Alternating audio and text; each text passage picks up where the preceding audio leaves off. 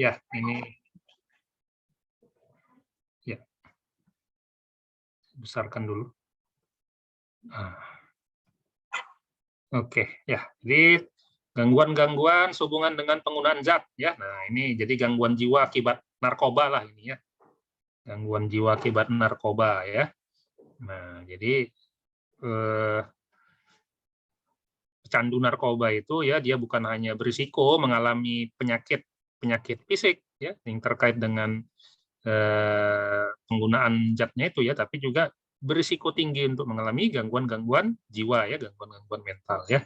Apa-apa saja itu? Nah, sini nanti kita akan bahas ya. Oke, nah jadi gangguan yang terkait dengan zat ini ya di dalam DSM 5 ya, itu dibagi atas ya.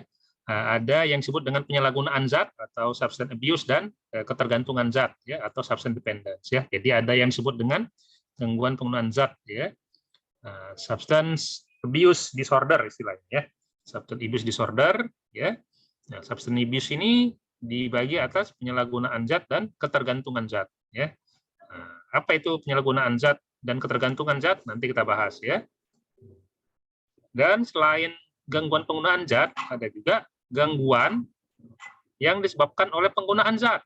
Ya, nah ini maksudnya gangguan jiwa ini ya, gangguan-gangguan jiwa yang disebabkan oleh penggunaan zat. Nah, jadi kalau yang nomor satu tadi dia memang gangguan yang terkait langsung dengan penggunaan zat psikoaktif di sini maksudnya ya, penggunaan narkobanya ya. Nah, tapi kalau yang kedua ini dia gangguan jiwa ya yang diakibatkan dari penggunaan narkobanya, nah, seperti itu ya.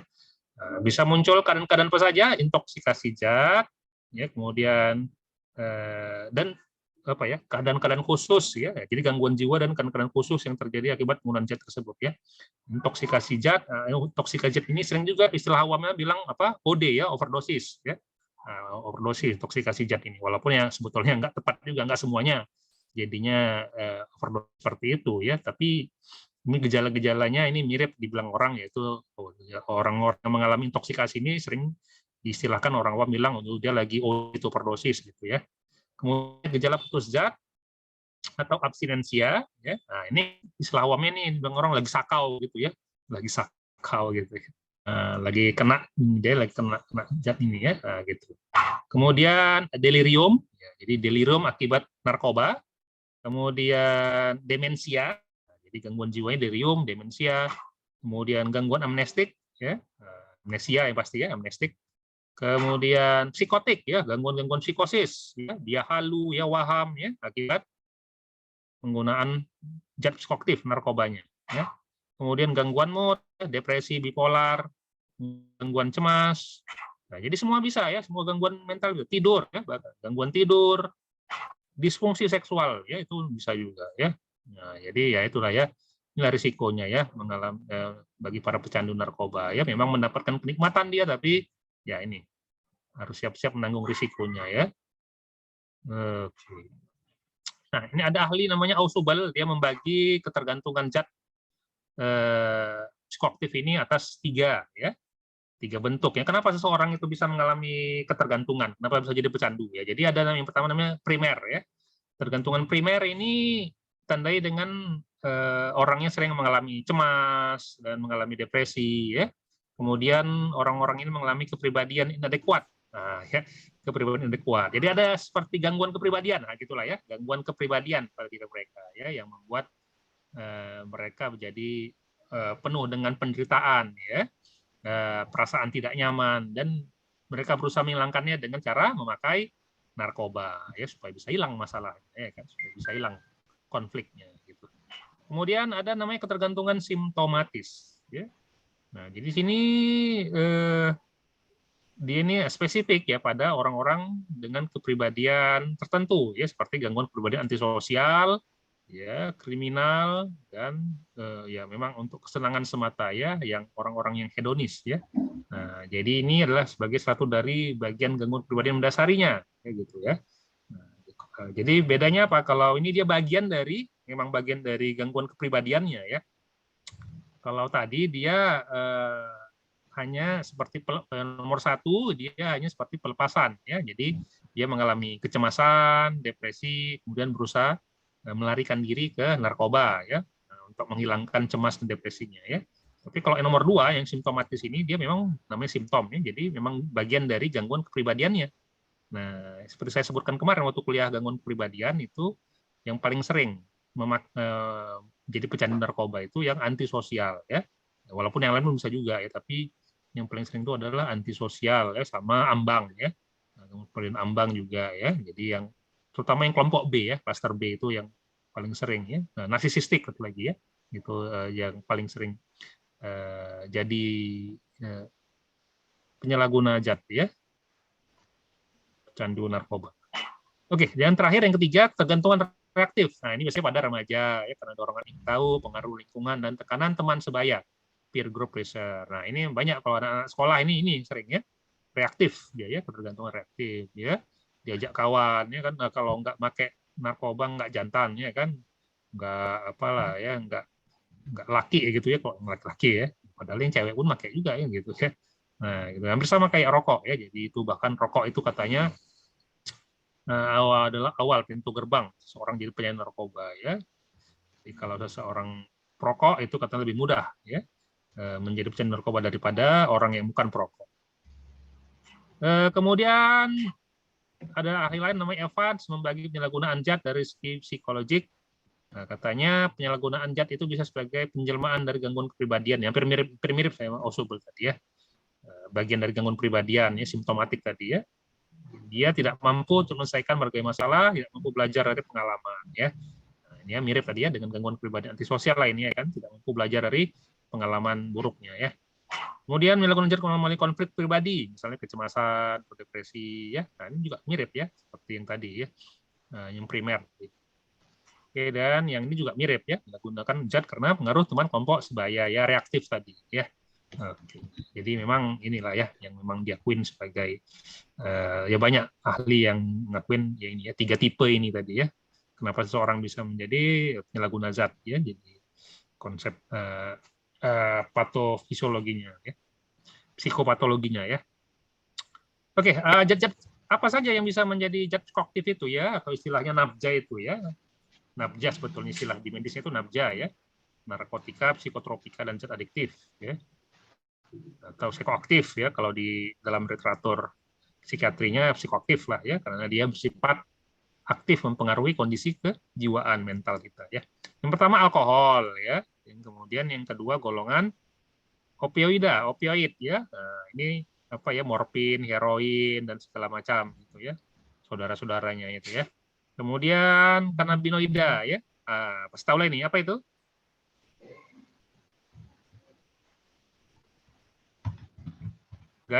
Ganja ya kan, kanabis ya kan. Nah, kanabis. Kemudian sedatif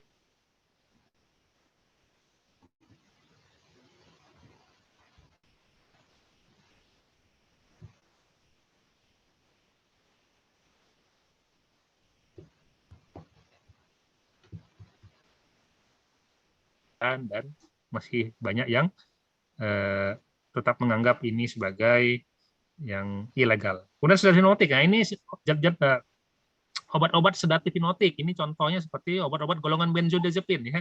Nah, itu masuk ya, jadi psikoaktif ya. Jadi harus hati-hati pemberiannya dan ya itu ya, harus hati-hati ya, karena kalau dan memang harus betul-betul berdasarkan resep dokter. Jadi nggak boleh diperjualbelikan bebas ya. Nah, nanti kalau apa kalian misalnya punya obat benzodiazepin ya kan, memperjualbelikan secara bebas ke kawan-kawan kalian, nah itu nggak boleh itu ya, nggak boleh, ilegal, nanti harus hati-hati, awas ya. Nah, harus betul-betul ke pasien ya, dan harus betul-betul dengan resep dokter ya. Kalau di luar itu bisa ilegal ya, bisa kena pidana nanti kan, melanggar hukum. Kemudian stimulansia, nah ini banyak sekarang ya, termasuk kafein ya, kafein tapi yang kecil ya. Yang banyak sini adalah golongan seperti sabu itu ya, amfetamin, metamfetamin ya, ekstasi ya. Kemudian kokain, kemudian halusinogenika ya. Ya, dari sini dari namanya kita tahu dia membuat halusinasi ya. Kemudian ada rokok ya. Rokok ya. Kenapa dimasukkan? Rokok kan ringan dokter ya. Ya memang ringan tapi tetap aja dia kan tadi ya nafza ya. zat adiktif ya, sama kayak kafein, kopi ya kan, lo kan kopi ringan biasa ya, tapi kan dia makanya dia termasuk narkotika, psikotropika dan zat adiktif. Dia termasuk rokok dan kopi ini zat adiktif yang buat kecanduan ya, makanya seseorang itu bisa jadi kecanduan minum kopi, kecanduan merokok ya kan, susah menghentikannya ya karena dia memang adalah zat adiktif ya. Kemudian pelarut yang mudah menguap. Nah ini ya, ini pelarut menguap nih biasanya secara inhalasi dipakai ya. Contohnya apa? Itu orang-orang yang kecanduan menghirup lem itu ya, lem cap kambing misalnya, atau menghirup bensin kan ada itu ya. Ya misalnya ini anak-anak jalanan seperti itu ya. Nah itu juga termasuk zat psikoaktif ya. Dan zat multiple ya, ini kalau ada satu atau lebih ya dipakai secara bersamaan ya.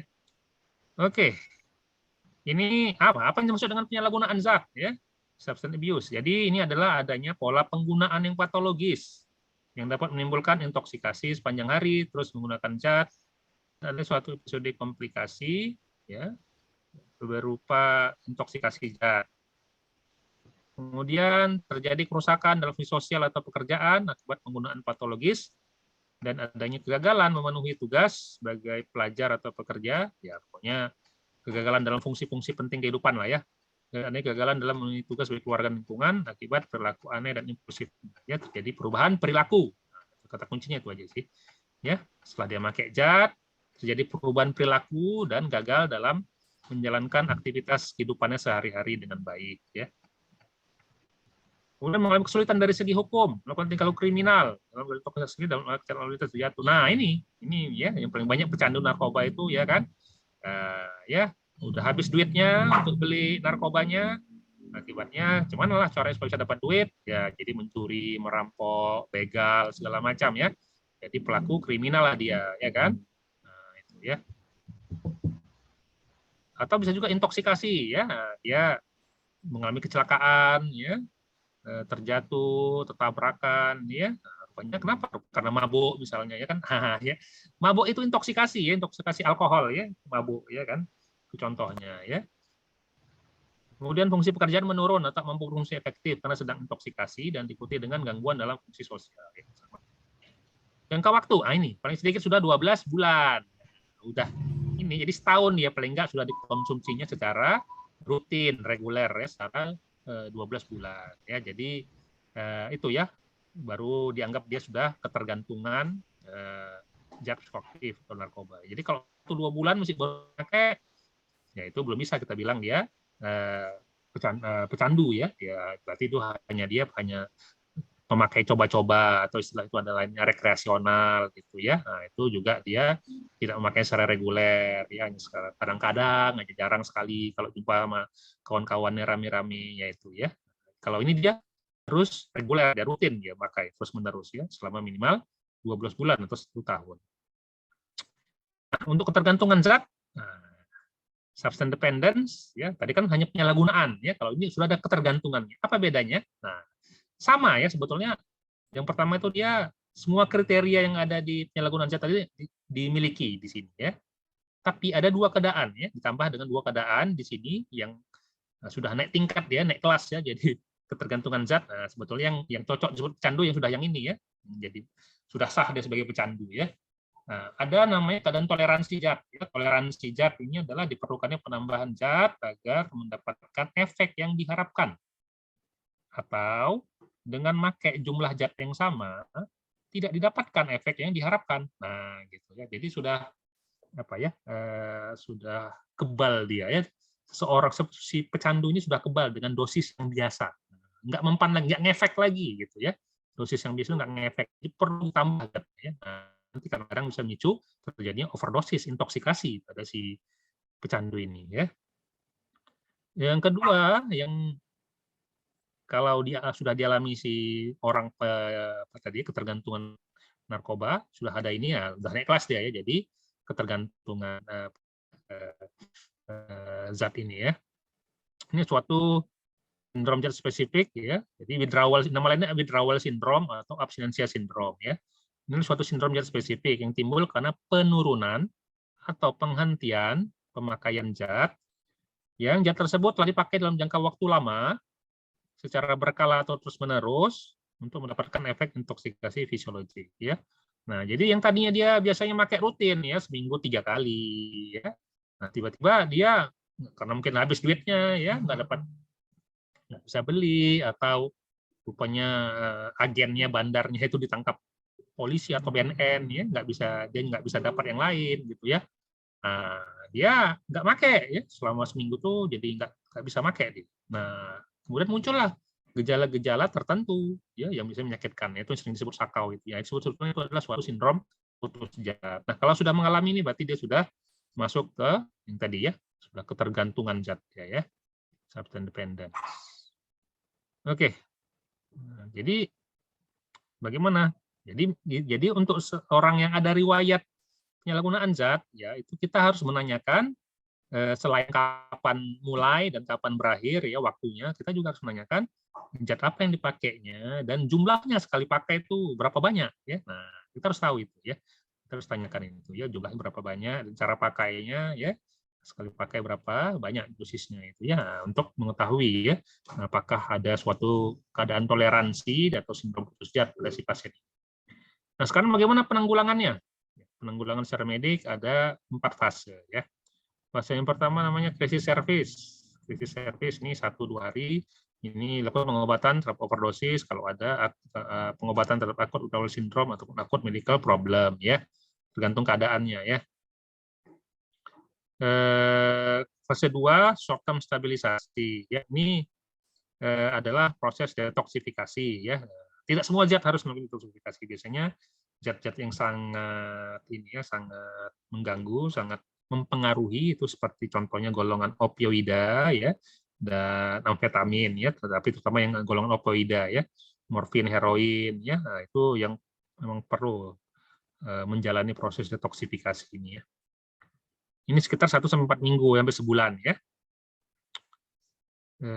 Kalau tadi hanya 1-2 hari saja ya. Nah, itu biasanya ya kalau ada keadaan akutnya saja ya. Kalau enggak ya mungkin dia bisa langsung ke fase kedua ya, stabilisasi jangka pendek. Kemudian fase ketiga, stabilisasi jangka panjang. Nah, ini biasanya sudah dia ditempatkan di rehabilitasi sebetulnya kalau mau yang bagus ya.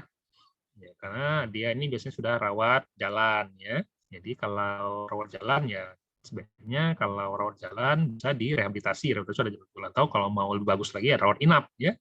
Nah, di sini dilakukan evaluasi dan pengobatan terhadap problem medik kronik dan juga secara psikologis sebetulnya ya. Nah, ini berlangsung berapa lama? Sampai 24 minggu ya. Ya, sampai 24 minggu, 6 bulan ya, sekitar 6 bulan ya.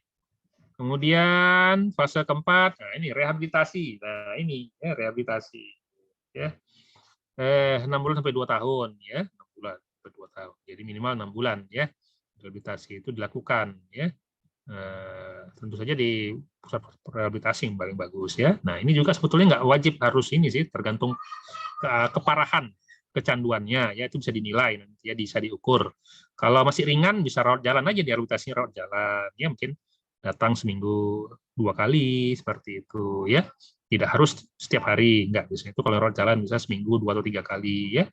Nah, kemudian perawatan medik, apa yang dilakukan di sini ya, perawatan medik dan psikiatri ya. Kalau ada masalah-masalah gangguan mentalnya tentu diobati di sini ya. Jadi memang rehabilitasi itu ya minimal dia harus ada dokter, dan yang paling bagus ada juga psikiaternya ya. Kemudian pendekatan keagamaan dan budaya ya, selain dari pekerja-pekerja sosial ya. Nah, jadi yang paling bagus itu ya, rehabilitasi itu dia ada perawatan sosial dan perawatan medisnya, harusnya yang lengkap ya. Oke, banyak ahli menulis, penderita yang telah bebas seringkali jatuh kembali menjadi tergantung zat oleh karena mudah terbujuk teman kelompok pemakai zat untuk masalah ya kembali lari zat tersebut. Ya, makanya ini kalau pecandu itu kenapa seringkali kambuh ya, yang udah pernah pakai lagi. Kenapa? Karena tergoda lagi ya, diajak lagi sama kawan-kawan yang lama dulu yang sama pemakai ya. Nah, jadi bagaimana? Ya, itu sebetulnya sudah sering disampaikan, harus diputuskan komunikasi ya dari kawan-kawan yang dulu sesama pemakai ya, jangan kembali berhubungan ya, di ini aja ya, dihapus nomornya ya, dan kalau mereka menghubungi jangan usah diterima gitu ya, harus kayak gitu memang ya. Mungkin kesannya seperti oh kok 3 kali gitu ya. Tapi memang harus seperti itu ya. Karena kalau enggak dia akan bisa mudah terbujuk kembali. Ya, kenapa? Karena narkoba ini kan apa ya? Nafza ini kan membuat rasa senang, gembira ya. Nah, orang kan kalau dengan diberikan sesuatu yang membuat dia senang, gembira kan pasti kepingin kembali merasakan perasaan gembira tersebut. Ya, jadi tetap ada perasaan ingin sesuatu, walaupun mungkin sudah diobati, sudah menjalani rehabilitasi, tetap nggak akan bisa dihilangkan perasaan itu ya. Ingatan, memori ya, memori terhadap perasaan senang itu nggak bisa dihilangkan. Ya, itulah yang harus dilawan ya, dihadapi oleh mantan-mantan pecandu itu. Ya, jadi memang berat ya, nggak mudah.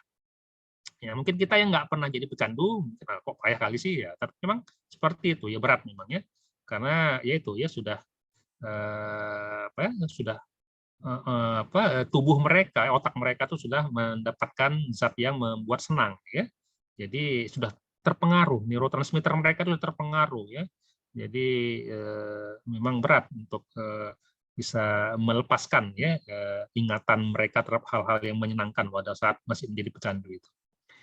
Dan kalau yang menjadi masalah ya dia ya kalau yang nggak pandai coping mekanisme ya, jadi gimana supaya dia bisa tetap bisa rileks tenang ya, MPE-nya dia supaya dipakai yang matur ya. Kalau dia tidak matur yang dipakai MPE-nya, kesehatan egonya, dia bisa lari ke makai narkoba lagi jadinya ya. Nah, itu ya.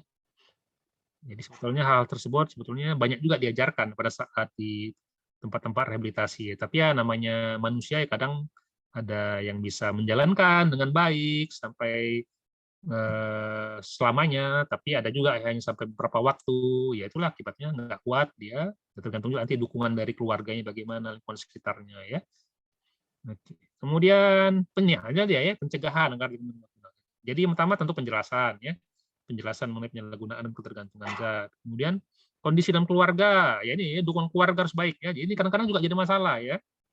Banyak pecandu narkoba itu yang berasal dari keluarga yang nggak kurang bagus, kurang harmonis, ya, istilahnya broken home gitu ya.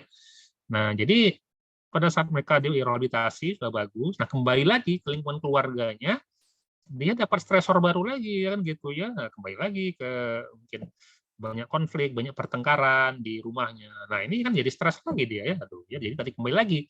Kalau yang nggak kuat, nah, dia bisa jatuh kembali jadi pemakai narkoba. Ya, jadi memang harus biasanya kalau di pusat rehabilitasi yang bagus itu keluarga juga biasanya sering diajak datang komunikasi ya biasanya dengan konselornya ya. Nah, kalau ada masalah biasanya bisa dibantu juga ya di pada saat tersebut ya, pada saat konsultasi dengan keluarga ya. Jadi yang terbaik situ ya. Jadi bukan hanya si pecandu aja yang diobati, diterapi ya, direhabilitasi tapi juga keluarganya ya kalau ada masalah ya. Kemudian kehidupan beragama dan keluarga ya ini sejak di rehabilitasi itu biasanya diajarkan. Ya. Kemudian milih teman kelompok sebaya tidak ada kontak ya tentu ya harus pandai-pandai pilih teman ya. Milih kegiatan untuk mengisi waktu luang ya jadi sebaiknya memang harus ada kegiatan positif. Jadi memang biasanya itu di pusat rehabilitasi yang bagus tuh juga dia ada diajarkan keterampilan-keterampilan. Jadi supaya bisa nanti jadi mandiri ya bisa bekerja produktif ya. Jadi enggak punya waktu tidak ada waktu luang untuk bersenang-senang yang terlampau banyak gitu ya. Nah, yang bisa disalahgunakan seperti itu ya. Kemudian dia tidak mudah didapat sehingga sebenarnya ini memang tugas. Ya, ini kalau ini sudah tugas inilah ya, tugas masyarakat, negara ya. Ini untuk ini ya memberantas aparat aparat keamanan lainnya misalnya yang utama ya tentu yang semua masyarakat tanggung jawab ya, tapi utama tentu di sini pemerintah ya aparat keamanan deh. Oke, zat yang dipakai Indonesia ya ini hampir sama tadi ya, alkohol ya, ini macam-macam namanya ya. Mungkin kalian lebih tahu lagi. Kalau ini apa nih? Kamput tuh kambing putih ya capnya itu ya. Macam-macam lah, ada topi miring, tomi ya, macam-macam sih. Nah, ini tadi yang zat hipnotik ya, jadi harus hati-hati ya. Nanti kalian memberikan obat ya. Sebetulnya semua obat psikiatri itu dia harus resep dokter ya. Saya lupa istilahnya, label G atau apa ya. Nah, ya harus resep dokter ya. Tapi terutama obat-obat hipnotik ini ya dia lebih apalagi karena punya efek dependensi ya, ketergantungan ya obat-obat golongan benzodiazepin ini ya. Jadi memang harus hati-hati ya, tidak boleh diberikan dalam dosis yang besar ataupun dalam jangka waktu yang lama ya. Dan tidak boleh diperjualbelikan secara bebas ya itu. Kemudian ganja ya stimulansia ya ini ya sekarang banyak sih yang ini ya sabu-sabu ya.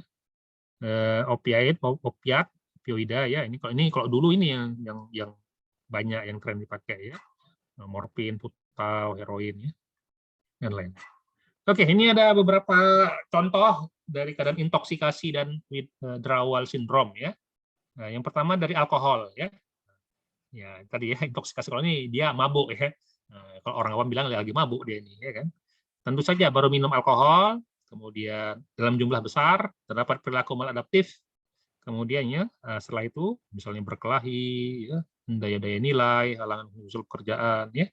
Kemudian ada gejala-gejala fisiologis, berikut bicaranya cadel ya, slur speech ya, ngomongnya enggak ini ya, kayak ngomong anak-anak yang baru pandai ngomong gitu ya kan. Nah, gangguan koordinasi ya, jalan sempoyongan ya, itu kan khas sekali ya orang mabuk ya, jalannya orang mabuk ya, cara jalan nggak mantap, nystagmus ya. Nah, kalau diperhatikan bola mata orang mabuk itu ya nystagmus ya, berputar-putar, muka merah. Kemudian ada gejala-gejala psikologis seperti perubahan afek, ya mood ya, moodnya bisa naik atau turun ya, mudah emosi tapi bisa mudah kayak nangis gitu ya, instabilitas mood ya, kemudian banyak bicara ya, dan nggak ada sensor ya, gitu kan. Kalau ngomong itu semua hal-hal yang memalukan, menyakitkan bisa diungkapkan ya, ataupun kalau kita nggak suka sama orang ya, itu bahayanya alkohol ini kan gitu ya, jadi nggak sadar gitu ya.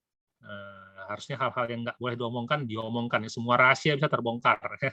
Nah gitu, hendaknya memusatkan perhatian ya. Nah kalau ini dia sindrom overdose alkohol, jadi ini seorang yang kecanduan alkohol, pemabuk lah ya, pemabuk tapi sudah berapa saat lama sudah nggak minum alkohol lagi ya, coba berhenti ya biasanya. Kalau yang sudah pecandu berat dia berhenti, kalau masih ringan-ringan mungkin relatif nggak ada masalah ya, tapi kalau sudah pecandu alkohol yang berat, pemabuk berat, biasanya susah ya, pasti mengalami gejala-gejala seperti ini ya.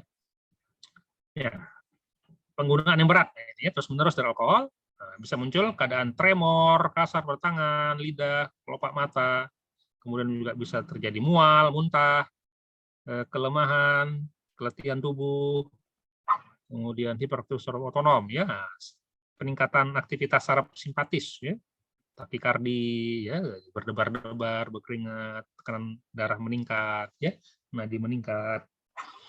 Kemudian cemas, ansietas ya. Nah, bisa muncul cemas ya. Kemudian bisa muncul depresi atau irritable, kebalikannya jadi gampang emosi, marah-marah.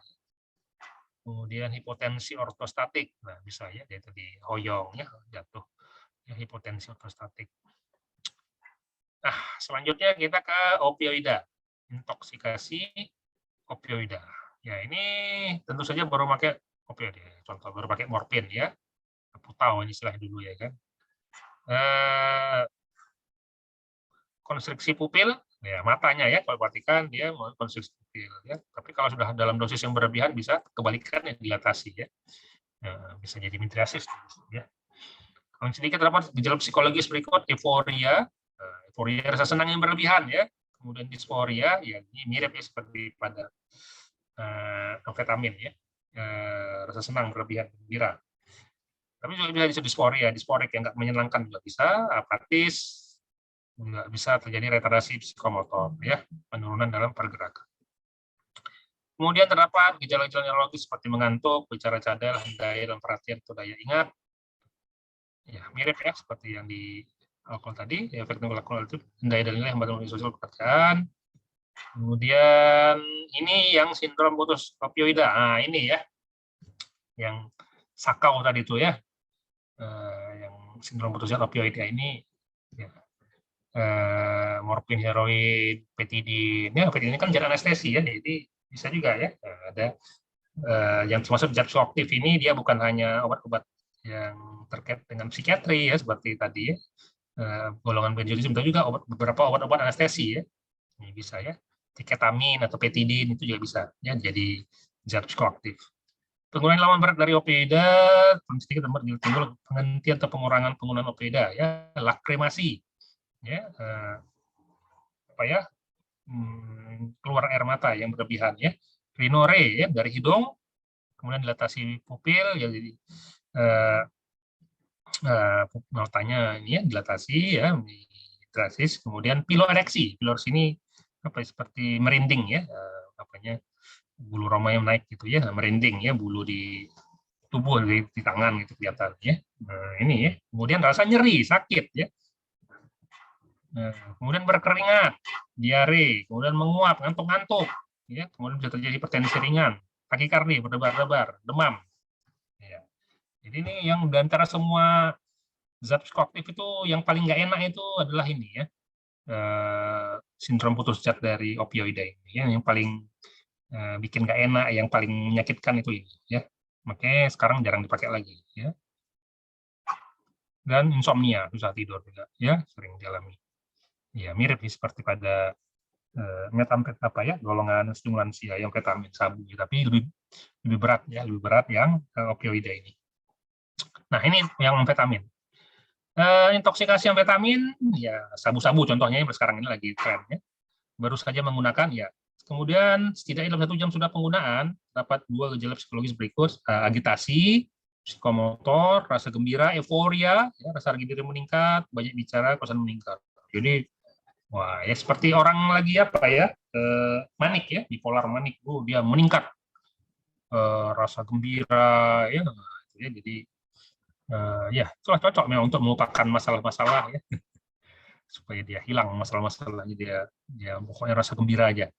Kemudian gejala-gejala fisik, ada takikardi, lesi pupil, pengentongan darah, mirip kan, berkeringat, rasa dingin, mual atau muntah ya, seperti pada opioid tadi. Kemudian ada efek perilaku maladaptif, misalnya bisa berkelahi, gangguan daya nilai, halangan sektor pekerjaan. Kemudian frekuensi napas meningkat, RR ya ini ya, HR, RR meningkat, ya, napas meningkat, nyeri kepala. Bruxism ini apa ya, gemeretak di gigi ya, di gigi atau di rahang ya. Kemudian tremor dan ataksia. Ataksia itu apa ya, pergerakan tubuh yang tidak teratur ya, yang aneh, yang kacau gitu ya. Oke, kalau putus amfetamin gimana? Kalau sindrom putus amfetamin, penggunaan lama berat amfetamin, timbul efek depresif, ya. Jadi muncul gejala-gejala kebalikannya ya. Nah, rasa lelah, susah tidur, banyak mimpi ya. Nah, itu ya dari gejala putus amfetamin ya. Nah, ini khusus amfetamin ada tata laksananya ya. Pengobatannya bagaimana? Karena mungkin sedang yang lagi apa ya? Nah, yang lagi banyak disalahgunakan ini ya. Bisa diberikan obat-obat golongan benzodiazepin ya. Tapi tergantung kondisinya. Kalau dia lagi agitasi dan hiperaktivitas, bisa diberikan obat golongan benzodiazepin. Atau kalau lagi muncul halu atau wahamnya, muncul psikosisnya, berikan obat antipsikotik ya. Nah, ya. Tapi untuk maintenance-nya itu kita katanya bisa berikan obat-obat golongan SRI ya, dan psikoterapi ya, walaupun memang ya ini hanya coba-coba aja ya, sebetulnya terapi khusus spesifik untuk ini belum ada ya, jadi hanya simptomatis saja dia ya, tata laksana farmakoterapi untuk ketergantungan amfetamin ini ya. Kemudian untuk opiat dan opioida, ini dia oke, ini bicara reseptornya ya. Dia reseptor opioid ini di tubuh ada macam-macam. Ada mu, kappa, delta, sigma, epsilon, lambda ya. Nah, ini apa ya? Apa Yunani ini ya, dari huruf Yunani, tapi bukan varian ini ya. Mirip kayak nama-nama varian COVID ini memang ya kan, mu, kappa, delta, sigma ya. Omikron ya. Kalau Omikron apa enggak. Tapi yang paling bertanggung jawab untuk ini adalah mu ya, reseptor mu. Yang bertanggung jawab terhadap craving, kecanduan dari opioid ini adalah reseptor mu dari opioid di tubuh kita ya. Kemudian, nah kalau terjadi overdosis, nah jadi salah satu zat psikoaktif yang ada antidotumnya itu adalah opioida ini ya, opioida ini. Jadi ini dikasih contoh ini mengatasi overdosis karena memang yang paling berisiko mengalami overdosis dan juga yang paling mengancam nyawa yaitu adalah overdosis dari opioida ini. Jadi harus di sinilah ya dijadikan contoh lah di sini ya. Nah, jadi antidotumnya itu adalah ini naloxon ya. Naloxon ini udah dengarkan. Ini bisa diberikan 0,8 mg. Jadi ya overdosis tadi ya, yang intoksikasi opioida tadi. Kemudian kalau belum ada kemajuan tunggu 15 menit, bisa diberikan lagi, dosisnya 1,6 mg, tunggu 15 menit lagi, observasi, kalau masih belum ada penurunan gejala-gejalanya, tambahkan lagi 3,2 mg. Nah, biasanya dengan 3,2 ini sudah ada perbaikan ya. Tanda-tandanya sudah ada respon, naiknya respiratory, tekanan darah, sistolik, dan dilatasi pupil ya. Kemudian ahli lain Mirin dan Weiss menunjukkan interval pemberian yang lebih cepat, 5 menit observasi, jangan 15 menit. Ya itu apa ya? Masing-masing ahli ya, mereka ada yang menunjukkan 15 menit, tapi ada juga 5 menit ya. Kemudian kalau sudah, ini bisa diberikan naloxonnya 0,4 mg per jam IV sampai pasien siuman. Ya, biasanya itu ya dia tidak sadar ya. Kemudian ini adalah proses detoksifikasi. Nah, detoksifikasi. Jadi kan ini ya di bagian kedua dari pengobatan tadi, fase yang kedua ya, fase stabilisasi jangka pendek ya. Nah ini kan proses detoksifikasi ya, dan di sini untuk para pemakai opioida ya. Ada beberapa cara untuk melakukan detoksifikasi. Yang pertama namanya secara alami ya. Nah ini kalau di panti-panti rehab tradisional, ya, nah ini masih pakai yang ini ya. Nah, jadi dia pada saat lagi withdrawal syndrome, lagi sakaunya itu ya, kan rasanya panas gitu ya, panas kayak lagi demam tinggi ya, panas badannya ya, kan nyeri sakit badannya. Nah, ini disiram air dingin dia, namanya cold turkey ya, cold turkey ya, kayak ayam kapon itu yang disiram air dingin. Jadi ini sangat menderita katanya, tapi dalam 10 hari ya. Dia memang lebih cepat ini ya prosesnya ya, tapi ya sangat menyakitkan ya, menyakitkan ya, pokoknya ya karena panas disiram air dingin ya katanya, supaya hilang rasanya kan gitu ya kan. Emang enggak sih, tapi ya sambil sakit ya, sambil teriak-teriak biasanya pasien ya. Oke, atau yang kedua bisa dengan memberikan obat simptomatis ya, bisa diberikan obat-obatan ya. Nah, jadi ya, dibiarkan aja gitu ya, tapi kalau lagi sakaunya itu dikasih aja obat-obat analgetik gitu ya, analgetik, antipiretik untuk mengatasi rasa nyeri, rasa sakitnya ya. Obat-obat simptomatis saja lah, kalau dia mual muntah ya kasih obat obat mengatasi muntah seperti itu. Kemudian, nah tapi sekarang kalau secara medis yang dipakai adalah ini substitusi ya, diganti dengan zat golongan opioida yang relatif lebih kecil risiko ketergantungannya. Jadi gitu ya. Jadi metadon ini namanya ya. Jadi metadon ini dia sebetulnya golongan opioid juga, tapi dibanding morfin, heroin, dia lebih kecil ya dibanding semua golongan opioid yang lain, dia yang paling kecil risiko ketergantungannya ya. Nah, gitu. Jadi bisa diberikan ini. Jadi dia substitusi, diganti dengan ini dulu ya. Jadi setelah berhasil, maka dia akan katanya lebih mudah untuk lepas dari opioida ini ya. Nah, memang waktunya lebih lama, ini sampai 6 bulan ya. Mulai dengan 30 mg ya, ini kemudian sampai 60 mg maksimalnya ya. Nanti pelan-pelan setelah beberapa hari diturunkan ya. Nah, ini bisa diturunkan katanya setelah hari ketiga, ini ya, bisa mulai pada hari ketiga, tapi pada beberapa orang bisa sampai hari ke-7 atau ke-10 ya, kalau yang lebih berat ketergantungannya ya, harus dinilai lagi ya ketergantungannya ya. Kemudian kalau ada gejala-gejala lain itu bisa diberikan obat-obat simptomatis ya. Oke, kemudian ada obat clonidine naltrexone. Nah, ini sebentar ya. Ini bisa diberikan obat-obat clonidine naltrexone ini untuk merawat pasien ketergantungan opioida ini ya.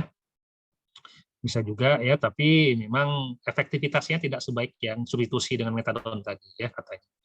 Ya, ini clonidine diberikan 0,1-0,6 mg per 3 atau 4 jam, kemudian turunkan perlahan, dan ketika berikan naltrexone 50 mg per hari ya. Nah, nanti bisa diteruskan ya sampai 2-3 bulan, setelah itu baru di tapering off, turunkan perlahan-lahan ya kalau sudah respon ya dengan baik ya, sudah ada remisi dari gejala-gejalanya. Oke, tapi tetap yang paling efektif katanya yang substitusi metadon ini nomor 3 ini ya. Oke. Kemudian bisa juga dengan buprenorfin ya, buprenorfin. Tapi ini sama ya, dan ada juga dia bergabungkan buprenorfin dengan naltrexone ini ya. Nah, buprenorfin ini sebetulnya sama ya, hampir mirip dengan metadon ya, dia substitusi juga ya, substitusi, dan dia yang lebih mirip dengan dengan tapi katanya lebih banyak setelah dipakai ternyata lebih banyak yang gagal gitu ya dengan buprenorfin ini. Jadi tetap yang paling tinggi keberhasilannya itu adalah dengan yang menggunakan metadon, ya, makanya yang pakai peer dengan metadon. Jadi sekarang yang banyak pakai sini, sudah ditinggalkan ya, nggak banyak lagi yang memakai buprenorfin ini. Ya, nah ini adalah partial agonist reseptor mu opioid diberikan dengan dosis 6-20 mg per hari, ya, target dosisnya 16 mg per hari. Kemudian ada rapid detoxification, nah ini detoksifikasi secara cepat, ya, dengan memberikan, jadi apa ya, ditahankan gitu ya, pasien lagi withdrawal syndrome, ditahankan, diberikan obat-obat umpan lagi, obat-obat analgetik biasanya umpan lagi, jadi harus dengan obat-obat anestesi ya, dan juga dengan naloxone ya. Nah, bisa lamanya 4-8 jam, dibiarkan terus. Jadi pada saat dijaga KU-nya tentu dan umumnya secara baik ya. Nah, biarkan sampai reda gejala withdrawal syndrome-nya, nanti kapan muncul lagi diberikan lagi seperti itu ya, berulang-ulang sampai nggak muncul lagi gejala withdrawal syndrome-nya ya. Ya, tapi ya sama ya, ini juga ya jadi tetap tetap juga berisiko ya, walaupun cepat hilang tapi kan sempat dia merasakan rasa nyeri sakit yang gak enak gitu ya. Jadi yang paling banyak dipilih saat ini yang metode yang substitusi aja. Oke, ini untuk naltrexone ya 50 mg, ini ada bertahap dinaikkan ya, dari hari pertama 1/4 tablet, hari kedua setengah tablet, hari ketiga 1 tablet ya. Kemudian dapat klonidin pengobatan ya hampir sama tadi ya, dia digabungkan klonidin dengan naltrexone. Ada catatannya gejala podosopoida misalnya heroin berbulan puncaknya pada hari kedua dan 3 berlangsung 7-10 hari ya. Nah itu, jadi kalau biasanya itu makanya tadi 2 minggu ya biasanya ya, paling cepat 2 minggu sampai 1 bulan ya, itu proses detoksifikasi berlangsung ya. Oke ya, itu semua yang bisa saya sampaikan pada kuliah kita kali ini ya. Silakan kalau ada yang kurang jelas, ada yang mau ditanyakan, boleh silakan.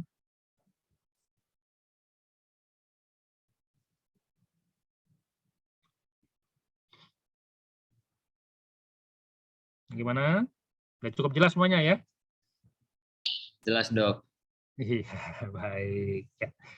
Oke, ya. Jadi setelah mendapatkan kuliah ini, mudah-mudahan kan sudah semakin paham ya tentang kondisi penyalahgunaan zat narkoba ini ya.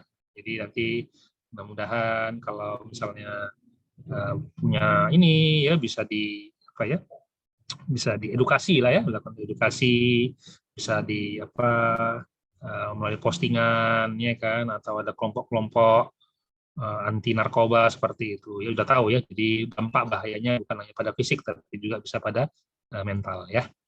Oke, mungkin demikian saja, saya kira sampai di sini.